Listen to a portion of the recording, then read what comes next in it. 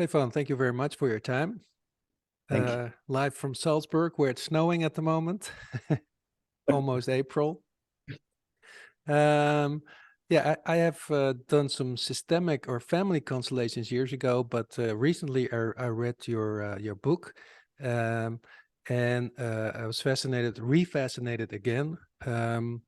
Maybe like a lot of people, I have some family issues.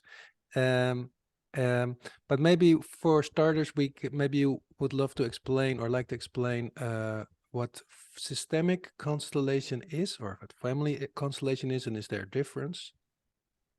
Okay. Well, first of all, I want to say thank you for the invitation and for this possibility. And well, when you ask me this question, what is family constellation or what is systemic constellation work?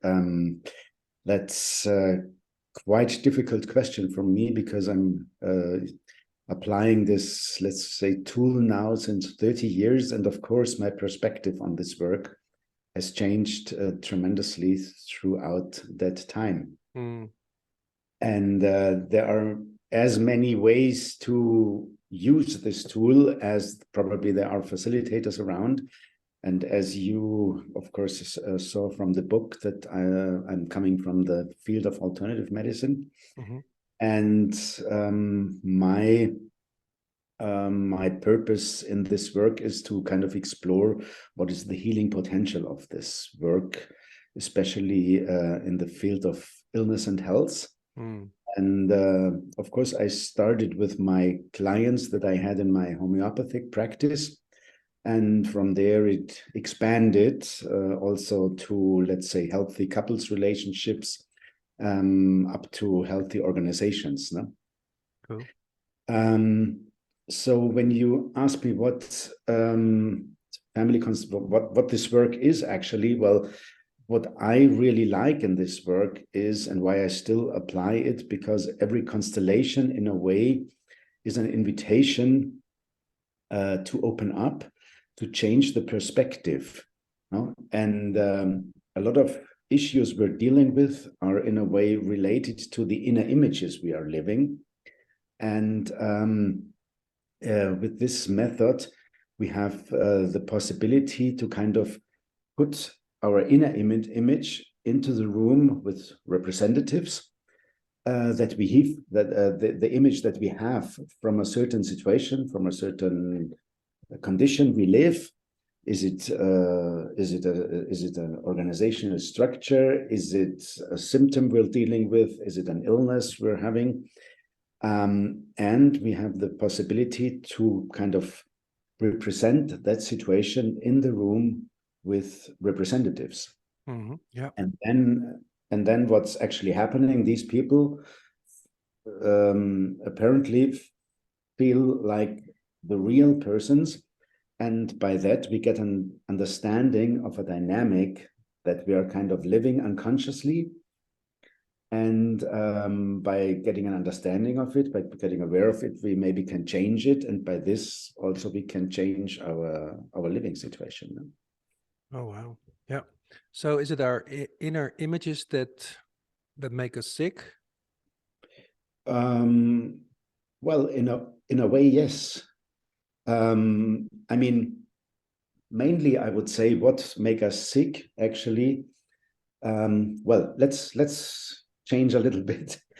Let's turn around and talk about health. No? Okay. And by this, we can maybe also understand what illness is from my perspective. No? Because I see health as our ability to respond. No? So we're constantly exposed to conditions. We're exposed to viruses. We're exposed to bacteria. We're exposed to environmental toxins. And we're exposed to parents. We're exposed to partners, or also professional conditions. And all of it is requesting a response from us. And it's actually so the question is, are we able to live a healthy response? Which for me also means, are we able to stay flexible and creative in our responsiveness? Or do do we get to a state of being overwhelmed and then kind of apply strategies and patterns that we have learned in other conditions? Yeah. And or do we get rigid in our answers? And when we get rigid and stiff in our answers, of course, everybody can immediately feel it. Symptoms already start. No? Yeah. So I would put it in that way. No? Yeah. No, interesting. And what systemic medicine or holistic medicine in a way explored in recent times, and this is confirmed by family constellation works, that a lot of illnesses are connected to family issues. No? Yeah. And there this method has a lot of potential. No? Yeah. A lot of potential. I did, well, that was years ago, but family constellation or systemic constellation, and I was a participant as the main character. I don't know how you call him, but I'm surprised by the magic. If you become a part of this constellation, you are like you know what to. Well, it's not to play something, but something comes over you or something. You are actually how do you call it? Well, it's a phenomenon. A phenomenon, So far no one can explain. Hmm. And I think this is very important to acknowledge. No? So usually in my trainings or also in my workshops, I say there's no constellation facilitators who knows what he or she is doing. Because this phenomenon of representative perception, as we call it, up to date is not, we cannot explain. So basically, we do not know, we as facilitators, we do not know what we're doing. So the problem is, the problem appears where a facilitator is focused on the constellation. Because then, as we say in Germany, you build a house of sand, no? Mm-hmm. Because you build your structure on something that you basically do not know what it is. Mm-hmm. No? So for me, the important thing is not so much what's happening. I mean, so for me, the importance of the constellation is that the constellation brings up or reveals some information that could be important. And the important thing for me when I use this tool in applying in the field of illness and health, for me, again, important is how is the client responding to that relation, to that new information. No? Mm. Can the response, as I said before already, can I take it in easily, or do I have problems to take in that information? No? And so this comes also back to the question, as you asked before, what is a constellation? No? For me today, a constellation is an answer to a question, not more and not less. No? Because today I can kind of look at my headaches. No? I can say, okay, I want to understand why I am reacting with headaches in certain situations. No? So I can place the situation, maybe when I put it in the context of my family of origin, maybe in that moment, my father walks out of the door, and my mother stays present, looking at me, kind of concerned or taking care of me. And tomorrow, maybe I put my back pain, and it's the opposite movement. No? So there's not one truth about how the family is functioning. The constellation, in a way, for me, shows what are the circumstances. For example, when you put a symptom in the focus, what are the circumstances that kind of nourish maybe the symptom? And by seeing that, you can maybe change perspectives, or you can change inner attitudes in order to take the energy, to pull the energy out of the symptom. No? Yeah. So you can find a way to live a condition, to live a circumstance, without creating that symptoms. No? Yeah, I was thinking, I can imagine if you are skeptical and you look at it from the outside, you think, they're acting or something. But I experienced it myself, and it's not that it's not that something takes over, but you respond in a certain way that is, yeah, Yeah, authentic, yeah, yeah. fascinating. I mean, the situation that I experienced in my first constellation workshop, no, I was in a group and there was one woman that triggered me. She kind of managed pressing 5 buttons in the same time. And suddenly in a constellation, I was chosen as her husband. And I thought, oh my God, this is not possible. No? But then when I was standing there looking at her, I suddenly just felt love for her. Mm. This was really for me impacting a lot, where I thought, okay, there's something completely different going on that what I first thought when I looked at it from outside. No? Yeah, fascinating. And you specialized in sickness, or how do you call it? Um, um, Illness and health, yeah. Illness and health, yeah. And how did you come to that specialization? Well, it came from my basic profession as a Oh naturopath. yeah. No? So I have to say that I do not have any therapeutic formation training, but I have a lot of understanding of the body, coming from homeopathy and craniosacral therapy in the same time, or osteopathy. And so I'm kind of trained and have a lot of experience to sense how a body is responding to information. No? Yeah. So coming from that point, it was logic for me, first from the holistic perspective, that illness is a transpersonal phenomenon. It goes beyond the individual. It needs to looked at in the context of the family. So it was kind of an easy step for me to step into constellation work. To be a better therapist for my patients. Interesting. And what's nice about your book is that you describe a lot of cases, but also have people reflect on it or respond on it years later, and they all experience a change in, well, maybe perspective, right?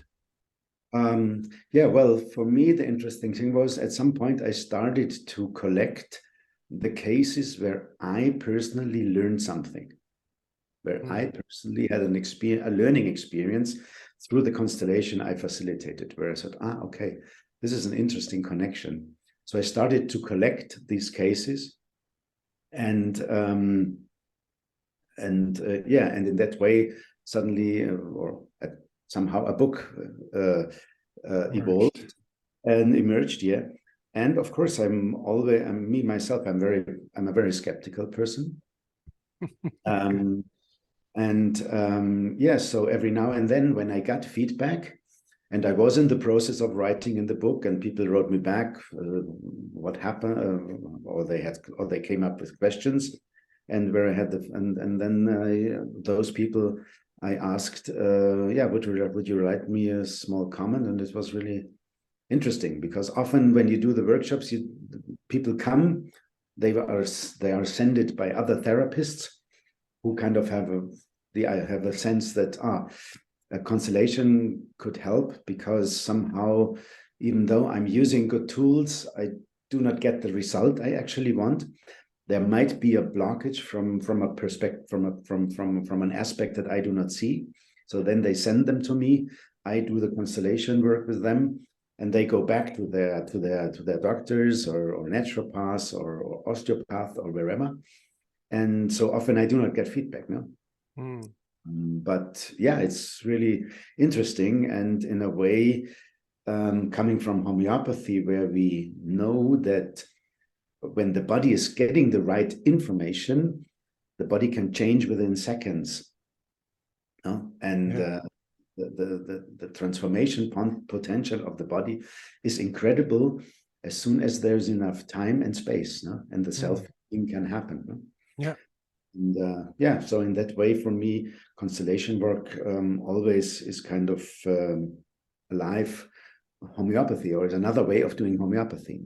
Oh, wow, what an interesting approach. Yeah, but I just talked about this with another person, another guest about. Yeah, I grew up with therapy needs a lot of work and depth and this and that, and but also sometimes you just need a. Sometimes it can shift in a moment, in a if you experience the new perspective, I suppose, right? Yeah. When you, this is what I say. Now we live our inner images. When we change our inner images, also, or when we change our attitude or our perspective, the world around and we ourselves, of course, are changing. No? Yeah. That's very clear, no? To me. But do we also change our if we do like a family constellation, do we change our family? Well, as we are part of the system, of course, we also have an influence on the system. No? Mm. And also, what I learned in naturopathy, not only illness is infectious or contagious, also health can be contagious. No? Mm. When you come to a, yeah, when you come to a better place, no? Maybe also the surrounding has the opportunity to evolve into a better state. No? Oh, wow. No? From my concept today, actually, there is only one health, I would say. No? There's only Uh, one health. there's only one health. I mean, I can only be healthy kind of in a healthy society. No? I can only Yeah. be healthy in a healthy family. No? Yeah. And I think you mentioned that. So I only know from family constellation, but you also said business or work cooperate. Do offices or companies do constellations? I Yeah. suppose any group can do, right? Hey, you can set up every system, and you will get an understanding of the dynamics Dynamics. that are kind of running in the system. No? I mean, we're all human beings. We work in structures, and of course, our personal trauma responses have an influence on the whole system, or on the company. No? Wow. Wow. Hey, and this may be personal, but can also be interesting for listeners. I am adopted when I was 11 months old, and I grew up in a normal, functioning, dysfunctioning family, knowing that I was adopted. And when I was like around 30, I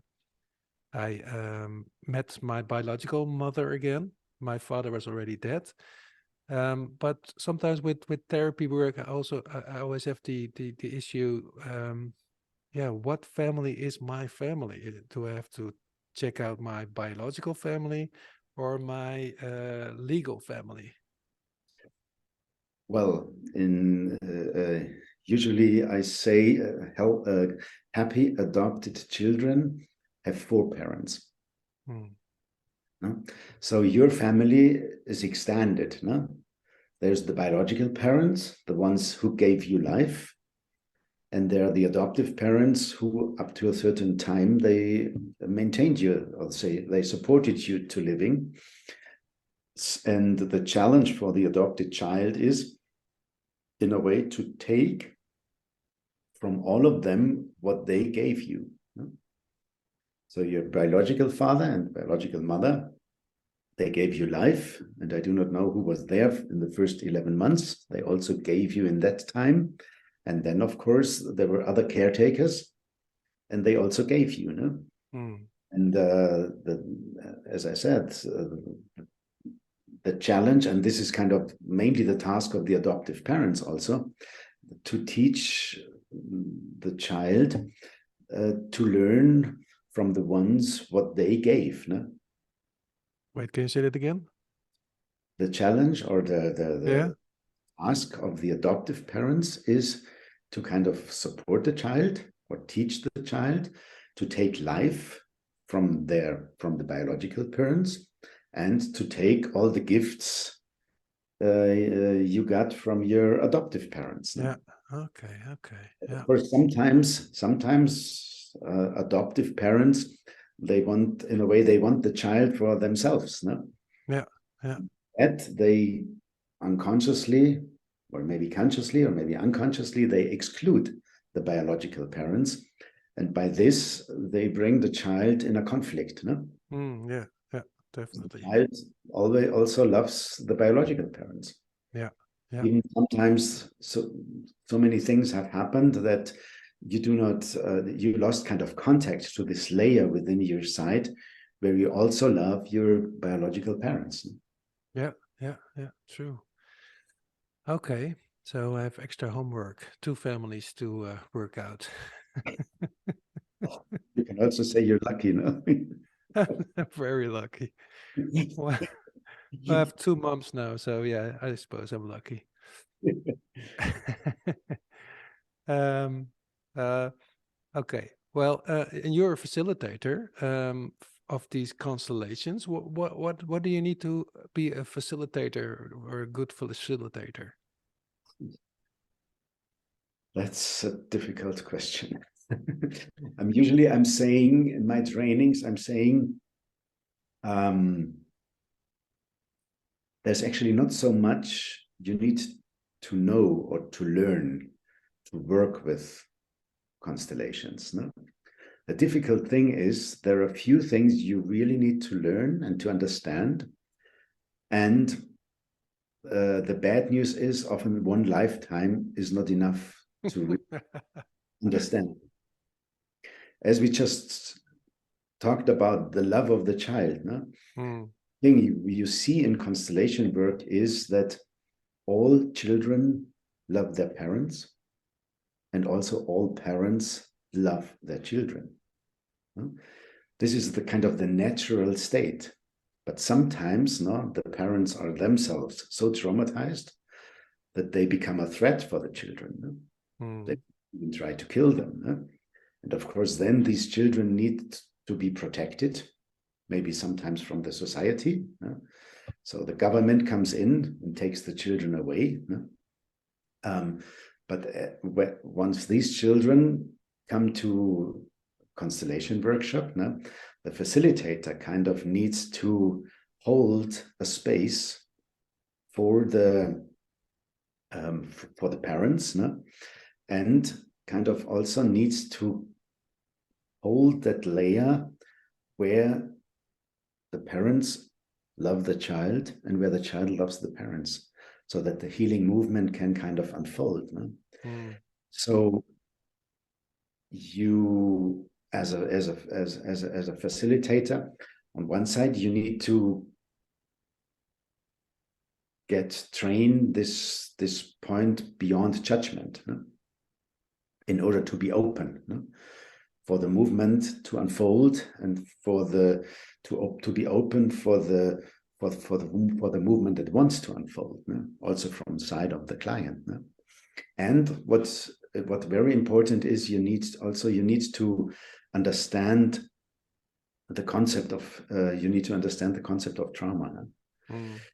Because ultimately it's all about trauma in the sense of being overwhelmed. No? Yeah. And the things we learn or we see in constellations is that also the trauma, for example, that our grandmother went through is somehow still alive within us. No? Yeah, yeah. No? So it's you need to, from my perspective, no? On one side, you need to have this spiritual dimension where you say that place Rumi, for example, talks about. No, maybe you know the quote of Rumi. There's a place beyond right. Well, no, I don't know it exactly now. There's a place beyond wrong, right, and no, right doing and wrong doing. I will meet you there. No? Wow. So on one side, you need to hold that place to the maximum you can. No? You need to you should have a good understanding of the body. no, in order to work with the body. As I said, you need to have fully integrated the concept of trauma. Yeah, yeah. Meaning that trauma means you're in a state of overwhelmed, and in order to survive the situation, in order to survive the overwhelming information that is kind of coming to you, you close down, no? You separate, you dissociate, we also say, no? And one thing is very important, no? As soon as you notice that the information that comes up in the constellation is getting too much for the client, you need to be fully aware of that moment, and then in a way you need to pause. Because that means that the client signalizes, the body of the client signalizes you, okay, I've seen enough for that moment. I need some time, I need some space to integrate. No? And sometimes you even need to stop the whole process in that moment and then work again the next day, or you pause for a minute or half a minute so that the body comes back into the rhythm, no? And then is the sign, okay, now I can take in more. No? Wow. So it's a lot about perception. It's about understanding how systems work, how families work. As I said, you need this. You mainly need this place beyond judgment. No? Yeah, that's a good quote. I'm gonna look it up. Where you can look into the eyes of a perpetrator without judging him for that. So that the healing movement that is actually underneath will come to the surface. Wow, that's beautiful. I have to dive back into the how it works again, because when I was talking about my adoption, I have the feeling that or I have like, every moment has a theme or something, and the last weeks I'm thinking, or the theme, my biological dad comes up in movies and stuff like that, and now I was talking about adoption, I felt also this heavy energy or something. Is there something like a morphic energy or energy field that holds that information? Do you know morphic resonance from Rupert? Yeah. Sheldrake? Yeah, is that, or you don't know, or? No. Well, yeah, of course. And I met Rupert Sheldrake several times. Oh, cool. In congresses where he was invited. Well, yeah, of course. I mean, there is this, as you say, morphic resonance. This is very clear. Or this is how it appears, no? I have to say, for me, I'm mainly driven by the question, how do we respond those phenomena? What is a healthy response? No? And there, in the last 5 to 10 years or so, I understood that radical systemic thinking brings us into a state of timelessness in a way. And because radical systemic thinking withdraws from the idea that there is a cause for the cause for the cause for the cause. No? Radical systemic thinking withdraws from the idea that I am sick because my father, because his mother, her father, and so on and so on. No? Radical systemic thinking acknowledges that a lot of cause and effect connections are happening in the same time. Infinite cause and effect connections are happening in the same time. And when we acknowledge that, no, from our perspective, we kind of get beyond the concept of time. No? But then when we leave the concept of time, the big question is, what is the past? Mm-hmm. And the past maybe is not what has happened at some time. The past maybe is what is unresolved, what is incomplete. And because it's longing for a completion, like a gestalt that wants to be closed, no? Mm-hmm. As it's longing for completion, it's alive in the present. No? Wow. Because healing can only happen in the here and now. Yeah. Wow. Yeah. So things want to unfold. In a way, things want to unfold, and things want to complete the movement. A movement always wants to be completed. No? Yeah. Yeah. I'm also thinking about what I heard some time ago from the Native Americans or something, that if you heal yourself, you heal 7 generations before and 7 generations after. Yeah, that's true. That's true. In Yeah. ways, it's absolutely true. Yeah, absolutely. And so I also, you see, when I started this work, working with the clients from my practice, no? In a way, I thought, okay, I had the idea, okay, they lived through family conditions. These family conditions made them sick in a way.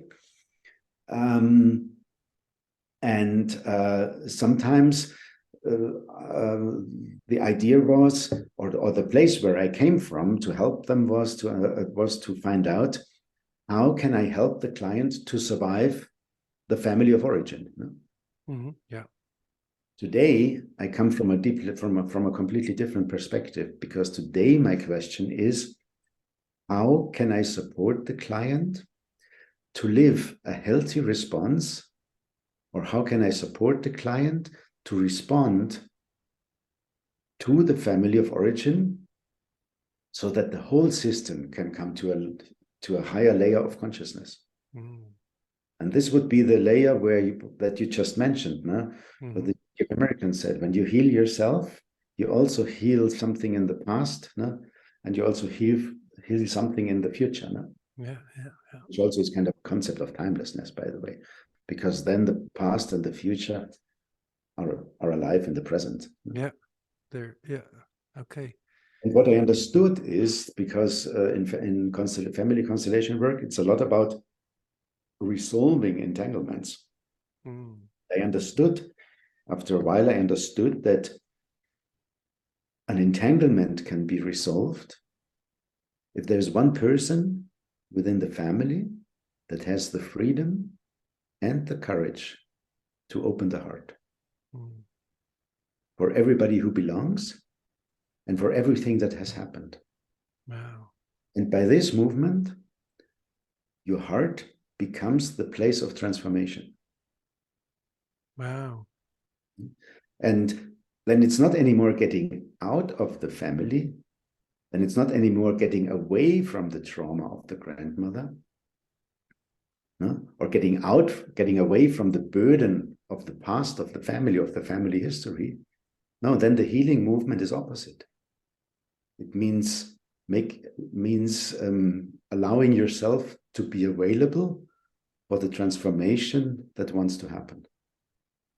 Wow. So you open your heart up for the history of the family. And you, as a facilitator, you resource the client to kind of always stay bigger than the problem. No? No? So you invite the family history into your heart without judging it. That And it initiates, and you can also see it then in the constellation with the facilitator, with the representatives, because when you succeed with this movement, suddenly in the constellation, a movement happens. And for example, the grandmother who never looked at the grandfather suddenly looks at him. And then you can really see how the healing kind of merges step by step slowly into the system. And in that way, I really like that quote, what you just brought from the Native Americans. No? Yeah. Yeah. I'm here, no? And when I do a healing movement, when I take care of myself in that way, no, I can heal the past within myself, and I can do a lot of and I can be the place of transformation, so that the patterns of the past, no, can kind of transform into a creative movement in the future, and not just being the repetition. Well, you just changed my perspective of my families. I always felt like a victim of my families, and now I feel like I'm the hero. I'm Exactly. the one who did work. I did the open heart thing. Oh, it's very interesting that you say, no, that you said I felt the victim of my family, and it's one of the Families. I had two families. Yeah, families. yeah, that's right. Families, right? You have two. Um, and this is really one thing, as we talked before, no, of what attitude needs a facilitator need to provide. No? I think the worst thing that can happen in a constellation workshop, no, that you work in a way that the participants get the idea the family is big and I am small. I'm a victim of the past. I'm a victim of the history. I'm a victim of my family. No? Because this is an entry gate to illness from my perspective. No? Yeah, of course. Yeah. And so it was for me, I suppose. Or I'm sure, yeah. I was always a victim of my families. Yeah. Well, thank you for that free therapy session there, Stefan. Pleasure. I, It's my job. It's my dedication. so I guess you can also work online with the constellations. You could, yes. Good, Sometimes I do it. But I personally prefer the physical okay. contact, because I also believe that bodies, I mean, and I'm not saying that it's not possible online. No? Well, I think everything's possible, and basically it shouldn't make any difference. But I personally prefer still the present. yeah, of course, of course. Hey, Stefan, I know constellation work from Bert Hellinger.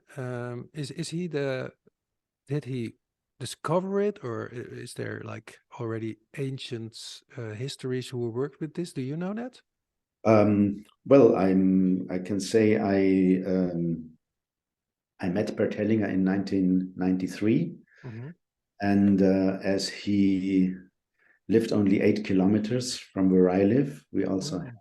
personal contact, and I learned nearly everything from him. Mm-hmm.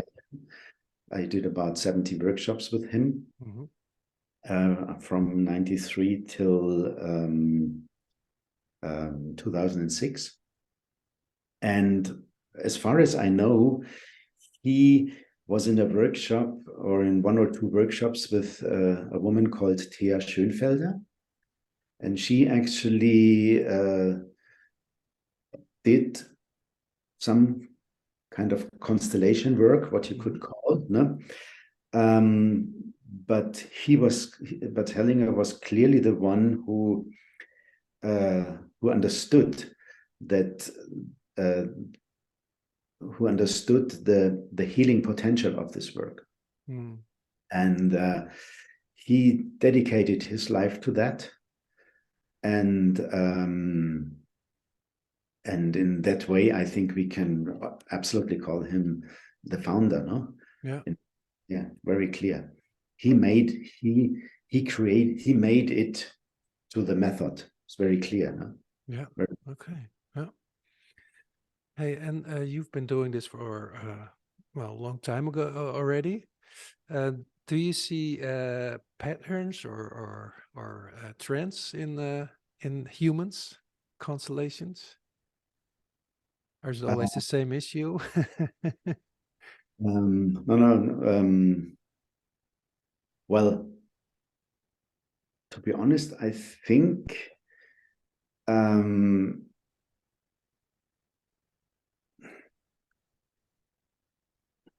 I think the attitude of the facilitator has a big influence on how the whole thing is evolving. Mm.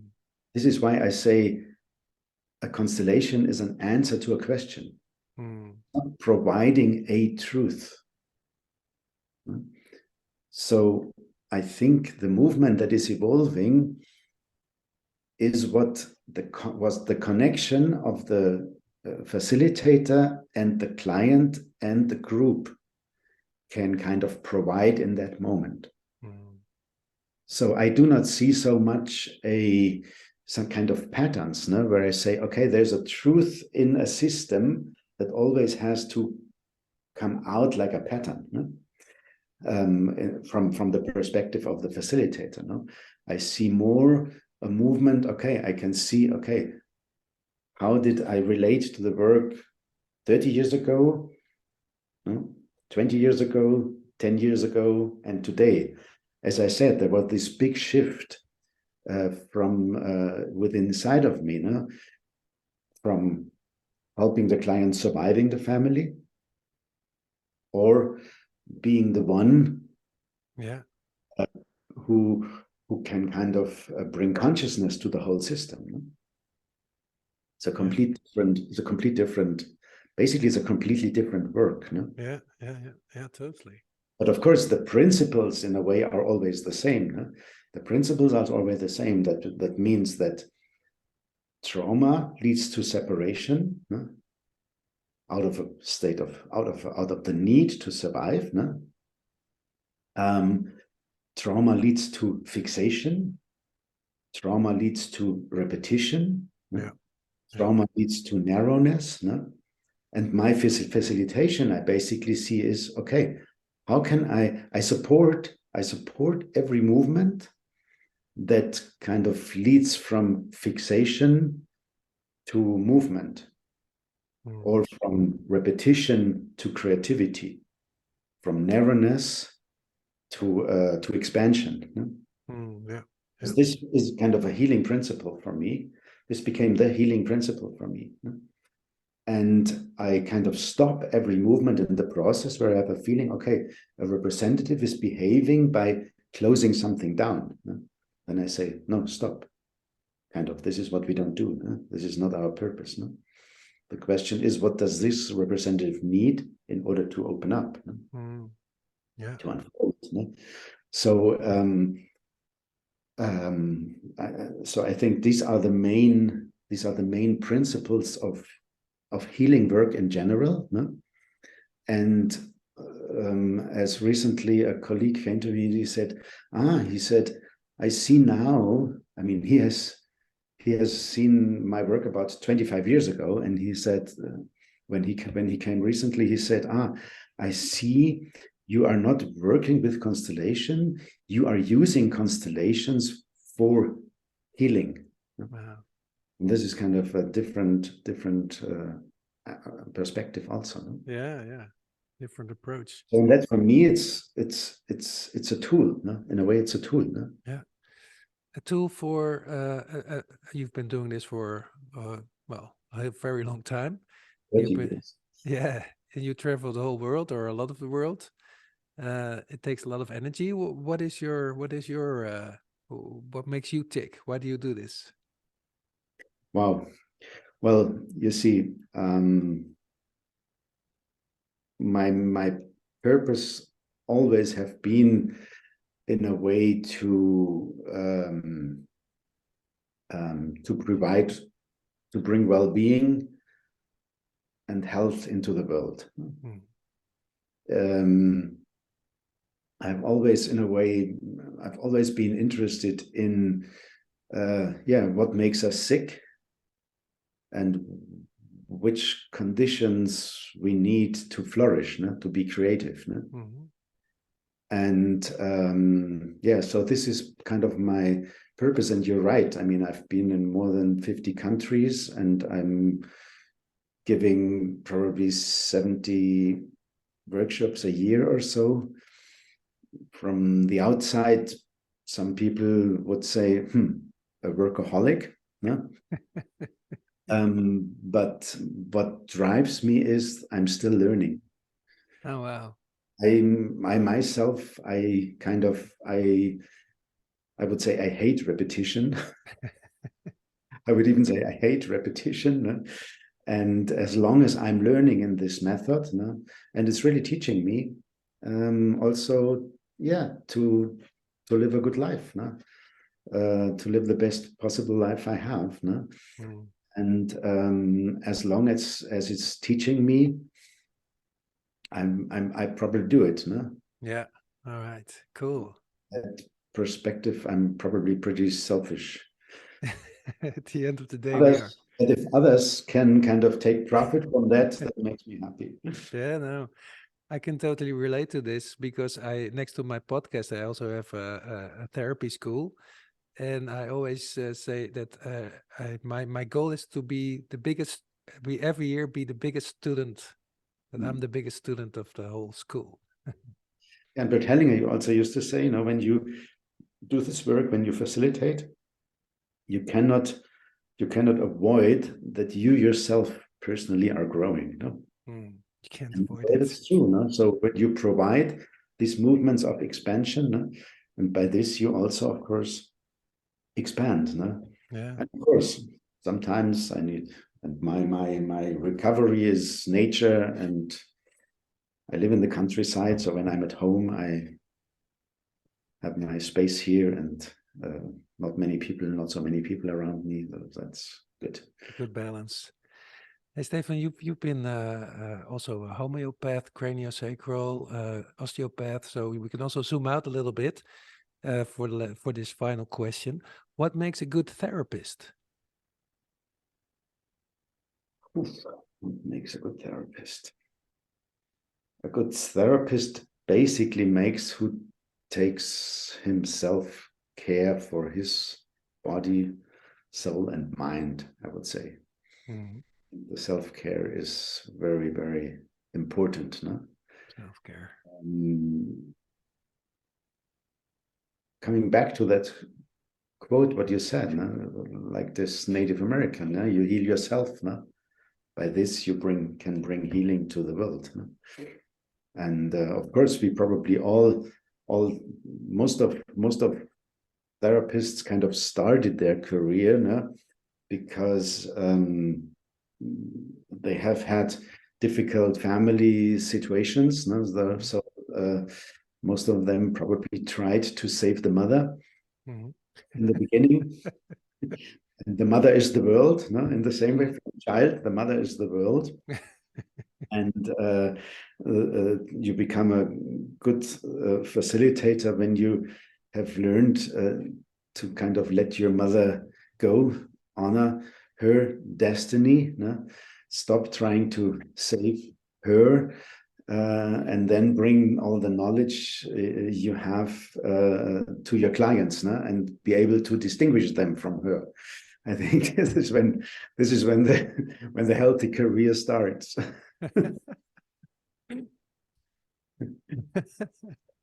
That's a good one. All right. Just talking about myself. Of course, of course. Yeah. Hey, Stefan, did I forget to ask a question? Me, if I have a question, No, did you forgot to ask? Well, I hope so. I hope so. I hope that there are many, many, many more questions sitting and boiling inside of you because that keeps you alive. Yeah. Probably when after this call, I have another 1,000 questions, but I'm happy to do that again.